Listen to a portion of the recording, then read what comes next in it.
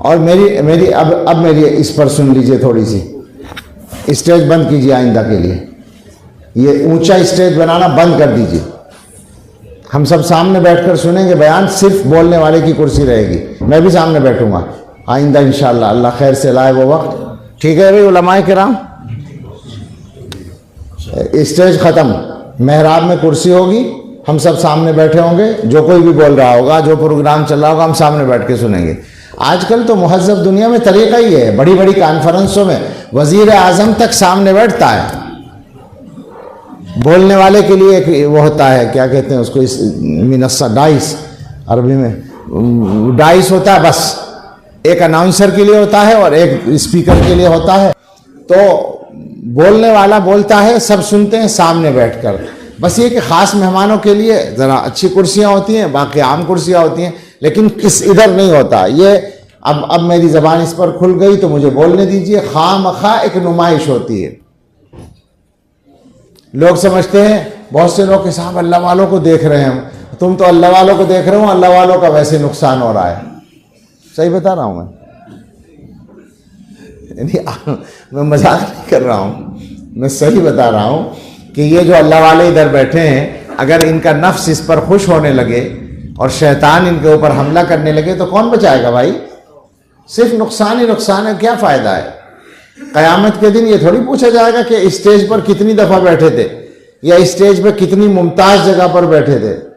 मैं एक मिसाल दिया करता हूँ, ये बात आ गई तो मैं पूरी करूँ। हमारे हिंदुस्तान के मदारिस की तारीख़ में सबसे बड़ा जलसा जो हुआ है वो दारुल देवबंद का 7 साला इजलास है। हर एतबार से वो बड़ा था, मजमे के एतबार से भी और वैसे भी। और उसके स्टेज के पर बैठने के सिलसिले में बाकायदा छपी हुई थी, छपी हुई मैंने देखी है। यानी स्टेज पर फला फला पहली लाइन, दूसरी लाइन में फला फला, तीसरी लाइन में फला फला, और कुर्सियों पर फला फला उलमा। चूँकि बड़े बड़े उलमा सब आ रहे थे, सारी दुनिया से आ रहे थे, पूरे हिंदुस्तान और पड़ोस से आ रहे थे। तो पहले से लिखा हुआ छाप दिया गया था कि पहली लाइन में वो बैठेंगे, दूसरी लाइन में वो, तीसरी लाइन में वो, और कुर्सियों पर वो। आज किसी को याद है कि कौन उस स्टेज में सबसे नुमाया जगह पे बैठा हुआ था? किसी को पता है? ख़त्म बात। वो वक्ती इंतज़ाम था, वो कोई शरफ और फजीलत का मसला नहीं था। अब मुझे अपने हज़रत की बात याद आ गई, मैं सुनाया करता हूँ कि मक्का मुकर्रमा में एक मरतबा एक कमरा था लंबा सा, बड़ा सा, उसमें हज़रत थे। तो जैसे इधर कुर्सी रखी थी और इधर और उधर एक तख्त पड़ा था, बीच में खाली जगह पर लोग बैठे थे, हज़रत कुर्सी पर थे। 15-20 आदमी थे। वो असरबाद की खुसूसी मजलिस थी, वहाँ ज़्यादा लोग जमा हो भी नहीं सकते आम हालात में। तो मैं पहुंचा, हज़रत ने इशारा किया तख्त पर बैठने के लिए, मैं तख्त पर बैठ गया हुक्म के मुताबिक। एक और आलिम आए, उनको इशारा किया, वो भी बैठ गए। फिर 2 आलिम और आए और हज़रत ने उनको भी इशारा किया तख्त पर बैठने का, तो उन्होंने तकल्लुफ़ किया, नहीं बैठे। फिर हज़रत ने दोबारा फरमाया कि बैठ जाइए ऊपर, फिर उन्होंने तकल्लुफ़ किया, हिम्मत नहीं की। तो हज़रत ने फरमाया बैठ जाइए, ये फजीलत का मसला नहीं है, सहूलत का मसला है।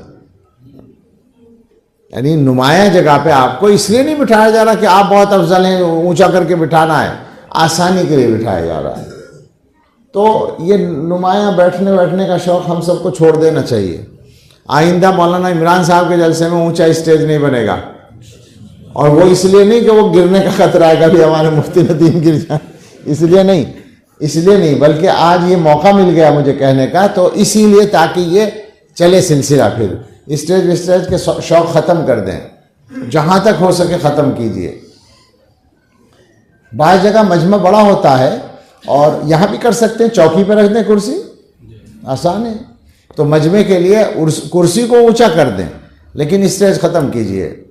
और यह अब यहीं से सब लोग सुन लें, अपने आप को नुमाया करने का शौक़ दिलों से निकाल दो कि लोग हमें देखें, लोग हमें जानें, लोग हमें पहचानें। कोई फ़ायदा नहीं होगा, नुकसान ही नुकसान है इसमें।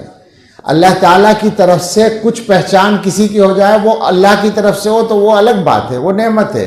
लेकिन कोशिश कभी ना करो, इरादा कभी ना करो, मकसद कभी ना बनाओ खामखा नुमाया होने की कोशिश मत करो, अपनी जगह पे रहो, इज्जत मिलेगी इंशाअल्लाह। वही इज्जत की बात है, उसी में खैर है। अल्लाह हम सबको सही समझ और अमल की तौफीक अता फरमाए।